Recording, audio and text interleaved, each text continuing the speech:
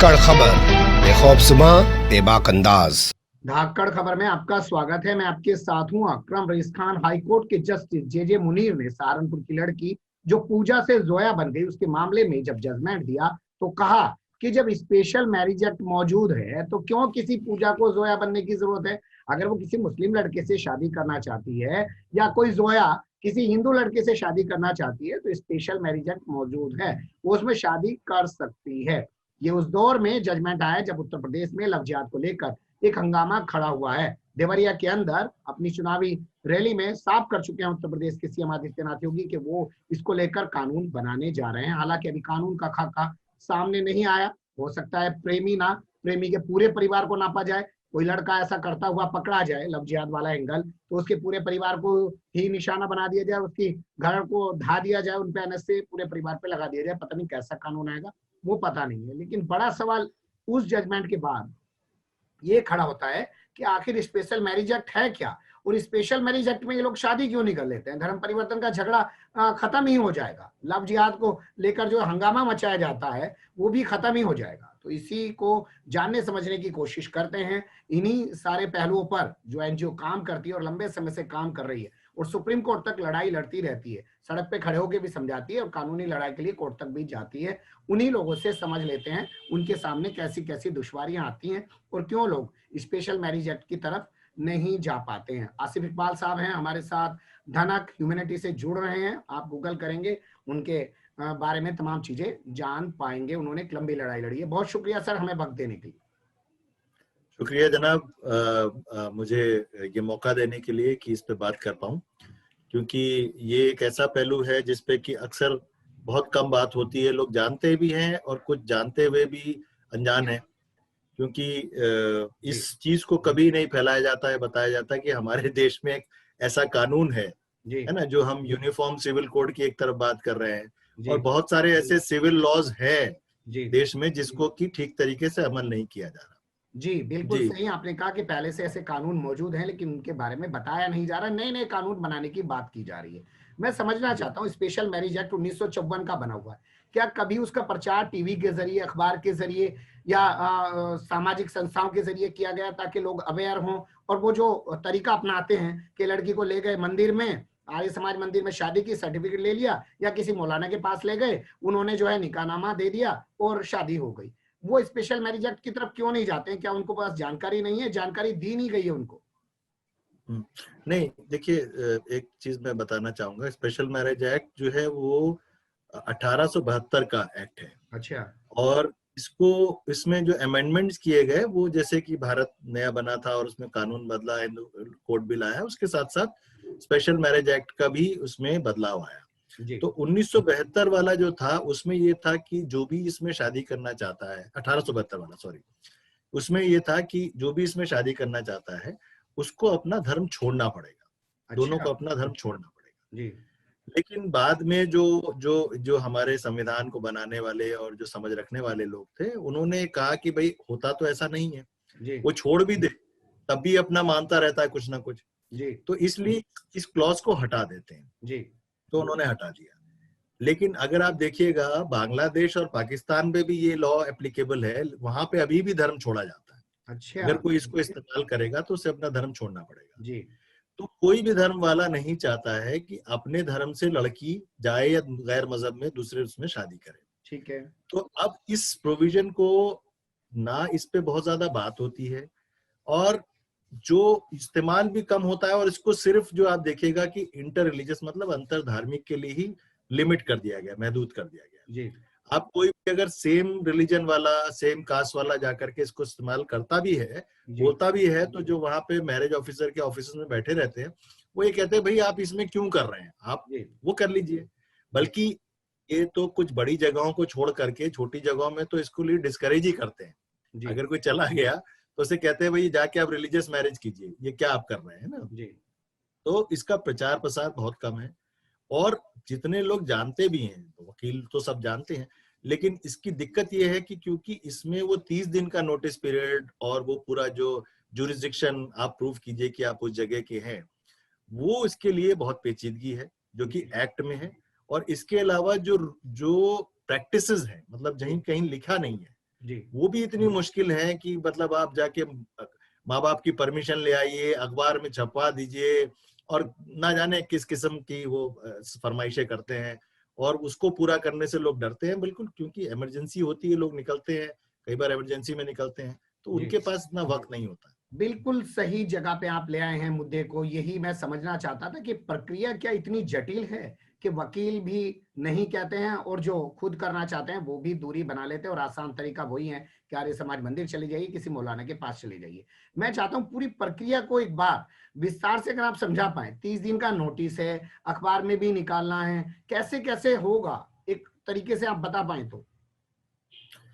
देखिए, उसका प्रोसेस ये है कि पहले तो आपको प्रूफ ऑफ रेसिडेंस, जहां आप रह रहे हैं, ठीक है। उसका प्रमाण पत्र चाहिए, और वो प्रमाण पत्र जो है कोई सरकारी कागज होना चाहिए। जी मतलब ये कि आपका आधार कार्ड हो, वोटर आईडी हो, पासपोर्ट हो, तो उसी को माना जाएगा, रेंट एग्रीमेंट को नहीं माना जाएगा। ठीक है।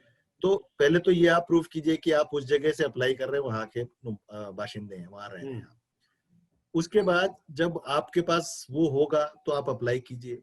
जी अप्लाई करना भी पहले मैनुअल होता था, अब ऑनलाइन हो गया। जी तो ऑनलाइन प्रोसेस में ये हो गया कि और जो उसका टाइम था वो पीरियड बढ़ गया, क्योंकि एक हफ्ता जब आप अप्लाई करते हैं उसके बाद डेट मिलती है जाने की, फिर उसके बाद 1.5 महीने 1 महीने बाद आपकी डेट मिलती है मैरिज सॉल्यूशन की। तो वो पीरियड जो है वो बढ़ जाता है उसमें। जी फिर उसके बाद आपको 3 विटनेसेस चाहिए। जी 3 विटनेसेस भी जो है जिनके पास पैन कार्ड हो वैसे विटनेसेस चाहिए। जी अब विटनेस मिलना मुश्किल है, क्योंकि जब वो लोग जो है इससे घबराते हैं, तो कहते हैं साहब हम अच्छे खासे दोस्त वो पीछे हट जाते हैं, कहते हुए कि भाई हम बाद में थाना कचहरी होगा, आपके माँ बाप लपेट देंगे, हम नहीं पढ़ेंगे इसमें। ठीक है।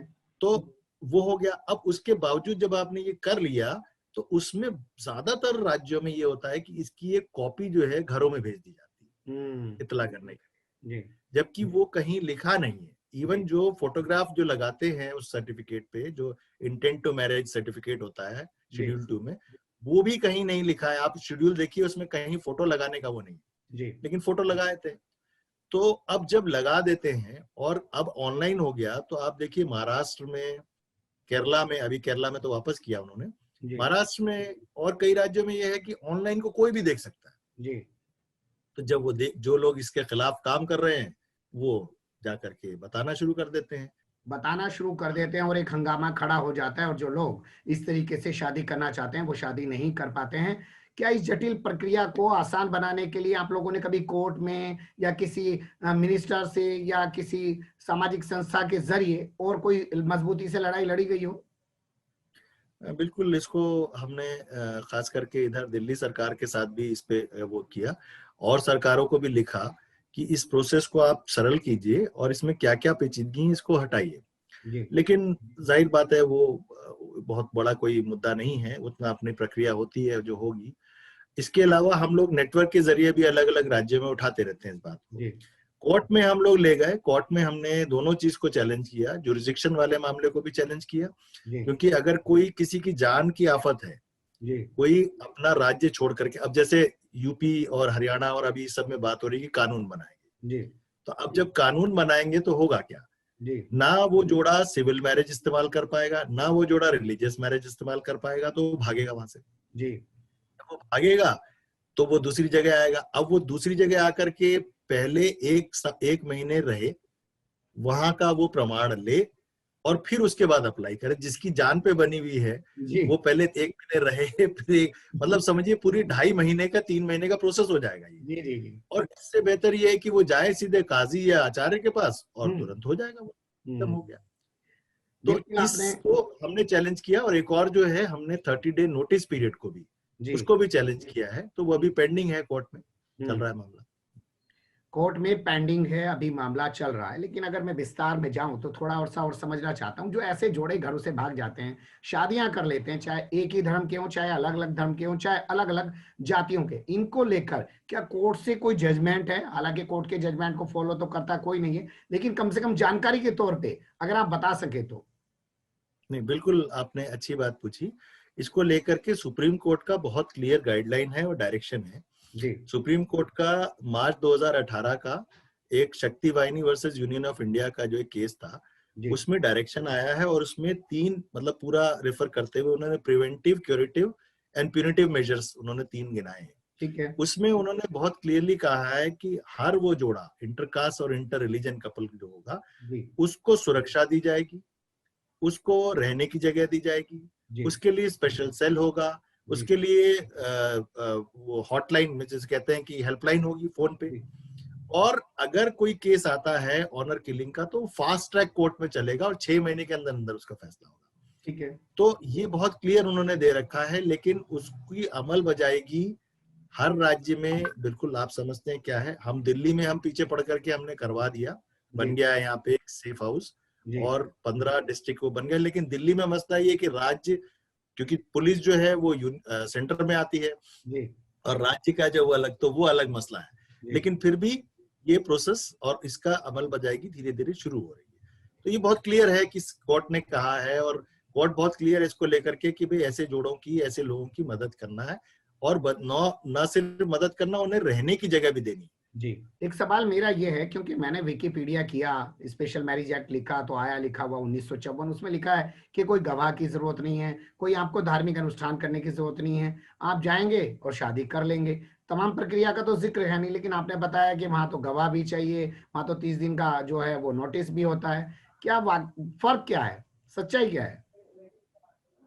नहीं, सच्चाई तो देखिए स्टैट्यूट तो बहुत क्लियर है, एक्ट बहुत क्लियर कह रहा है कि 1 महीने का नोटिस पीरियड और 3 गवाह जरूरी है उसमें। जी तो वो जिस वक्त उसको सोचा गया था वो सोच के बनाया गया था कि ठीक है गवाह होने चाहिए, कि ठीक है आपने आपकी शादी को विटनेस किया, ठीक था वो। और नोटिस पीरियड भी इसलिए था कि अगर किसी में दबाव कोई ना हो, किसी पे जरूरत ना हो उस तरीके का, तो 1 महीने के पीरियड में वो क्लियर हो जाएगा। लेकिन अब जो स्थिति आ गई उसमें तो वो दबाव और वो तो बात की बात आती है। अभी तो वो लोग ही देख करके उसको इतना बवाल काट देते हैं कि लोग वहां जाने से ही डरते हैं। तो इसका इस्तेमाल तो एक तरीके से अच्छा। और दूसरी बात ये जी डिस्क्रिमिनेटरी या भेदभाव वाला इसलिए है क्योंकि वही कानून जो है आपका हिंदू मैरिज एक्ट में दिल्ली में ये प्रोविजन है कि अगर कोई भी जोड़ा, जी 2 हिंदू दिल्ली में आकर के अगर हिंदू मैरिज करते हैं जी तो उनकी मैरिज तुरंत रजिस्टर हो जाएगी। ठीक है। उसमें ज्यूरिसडिक्शन, उसमें पते का कोई जरूरत नहीं है। हम्म। लेकिन अगर 2 अंतर धार्मिक आएंगे और वो करेंगे तो उसको वही प्रक्रिया करनी पड़ेगी। तो ये बिल्कुल सरासर वो है, डिस्क्रिमिनेशन है।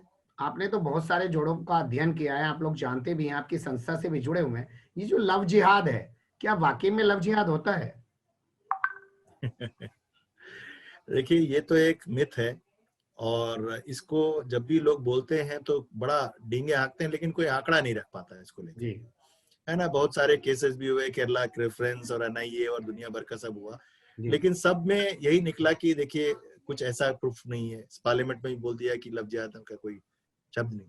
लेकिन एक चीज ये समझने की जरूरत है, अभी मैं एक डिबेट में ही था, जी। अब इससे पहले बात हो रही, हम्म। तो वो बार बार वो फैलाया जाता है कि देखिए साहब जब मुसलमान शादी करते हैं तो उसे कन्वर्ट करो, नहीं तो वाजिब नहीं है, वो एक्सेप्टेड नहीं है, कुरान ये कहती है। अरे भाई आप ये भी समझ लीजिए कि कोई भी रिलीजियस मैरिज, जी चाहे वो हिंदू रीति से हो, चाहे निकाह हो, चाहे जो हो, उसमें दोनों का एक मजहब का होना जरूरी है, अदरवाइज वो मैरिज वैलिड नहीं है। तो ये जो मिथ फैलाया जाता है कि नहीं जी सिर्फ मुसलमान ही करवाते हैं, ये गलत है। क्योंकि जहाँ पे मुस्लिम या क्रिश्चियन लड़कियां कर रही हैं उनको भी परिवर्तन करना पड़ता है, और धार्मिक शादी का स्वरूप यही है कि दोनों एक धर्म के हों। अच्छा, लड़कियों को लेके कुछ बात करना चाहता हूँ, आप थोड़ा सा बताइएगा। क्या लड़कियां चाहे हिंदू समाज की हों, मुस्लिम समाज की हों, चाहे ईसाई समाज की हों, चाहे सिख समाज, किसी की भी हों, लड़कियों को कमतर क्यों आंका जाता है? ये क्यों कहा जाता है कि उनको बहला फुसला लिया जाता है, वो बहकावे में आके ये सब कर देती हैं? जी बिल्कुल, देखिए ऐसा है। अब ये हम हंगामा इसलिए खड़ा है क्योंकि हिंदू संगठन इसके खिलाफ लगे हुए हैं और लव जिहाद का नाम दे रहे हैं।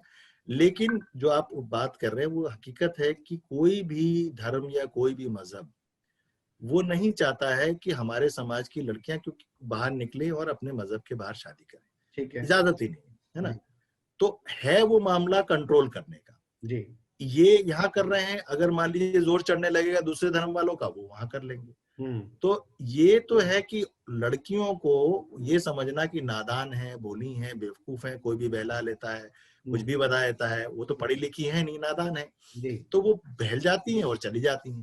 तो जी ये एक एक जैसे कहते हैं मिथ फैलाना कि जी देखिए साहब हमारी लड़कियां तो अनसेफ हैं और वो हम्म, फैल, और ये दोनों तरफ होता है, ऐसा नहीं है कि सिर्फ यही कर रहे हैं, जी सिर्फ हिंदू कर रहे हैं ऐसा नहीं है, मालूम है भी है। लेकिन वो उनको पॉलिटिकल वो नहीं है, तो वो उस तरीके से उसको नहीं ले पा रहे हैं। अदरवाइज दोनों यही चाहते हैं, जी जी, यही चाहते हैं कि बिल्कुल नहीं आपने जाए। सही कहा कि उनके पास पॉलिटिकल विल उतनी नहीं है, इसलिए वो उतना हंगामा नहीं कर पा रहे हैं। इनके पास पॉलिटिकल विल इतनी है कि ये लोग उसका हंगामा बना देते हैं, तिल का ताड़ कर देते हैं। बहुत शुक्रिया, आपने बहुत सारी चीजों पे रोशनी डालने की कोशिश की। मुझे लगा हमारे व्यूवर्स को भी बहुत कुछ सीखने समझने को मिला होगा। हम कोशिश भी यही करते हैं कि आप लोग कुछ जान पाए, ऐसी खबरें आपके सामने रखें। कुछ सवाल अधूरे रह गए एक चीज होंगे, वक्त का तकाजा होता है। हाँ, एक चीज और बताना चाहूंगा, जी अगर वाकई ये सिंसियर है इसको लेकर के कि भाई ऐसे धर्म परिवर्तन ना हो, तो 30 दिन का नोटिस पीरियड खत्म कर देंगे, जी है ना, और पब्लिक कर दे इसे। जो भी जाएगा, हाँ जी स्पेशल मैरिज में कर लो। अब कोई कहेगा कि गलत हो गया, चीटिंग हो गई, तो चीटिंग की सजा है कानून में, जी वो तो किसी भी मैरिज में होती है, वो रिलीजियस मैरिज में भी होती है। तो इसको दूर कर दें, इतनी माथापच्ची करने की जरूरत नहीं है कि नया कानून बनाएंगे, ये सब करेंगे, ये कर दीजिए, सिंपल हो जाएगा सब। बहुत अच्छा आपने सुझाव दिया कि 30 दिन का नोटिस वाला सिस्टम खत्म कर दीजिए। जो जाए, चाहे वो हिंदू है, मुसलमान है, आपस में शादी कर ले, ना किसी को धर्म परिवर्तन करने की जरूरत पड़ेगी। आप इस कानून में मामूली सा सुधार कर दीजिए और नया कानून लाने की भी जरूरत नहीं पड़ेगी। बने रहेगा धाकड़ खबर के साथ, फिर ऐसे ही किसी सुलगते हुए या उलझते मुद्दे लेकर हम आपके सामने होंगे हाजिर। फिलहाल अभी हमें दें इजाजत।